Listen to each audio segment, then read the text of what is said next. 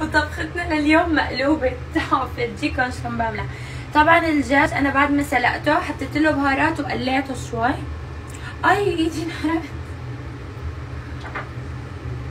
وهلا بدي اصفي الباذنجان هيك بهي الطريقة وبرجع لكم. وقت البطاطا بعد ما صفيت الباذنجان كله رح اخلصها وارجع لكم. وهلا بدي احط طبقة رز.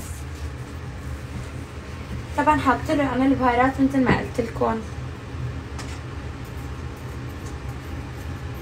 وهلا بدي احط طبقة الزهرة. في عالم بتحطها في عالم لا، يعني حسب الرغبة، بس نحن بنحبها.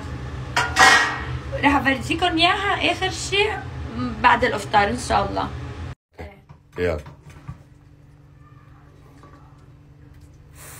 واو هيك عن جد اني فنانة. والله والله خيتو ما كان تصرخ لي غير المطقني.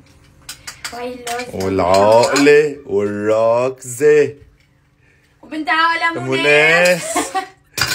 وهي اطيب مقلوبة من تحت ايدي. هلا وهي اطيب مقلوبة من تحت ايدي. تفضلوا افطروا معنا. حلب خيو، ما ادراك ما حلب.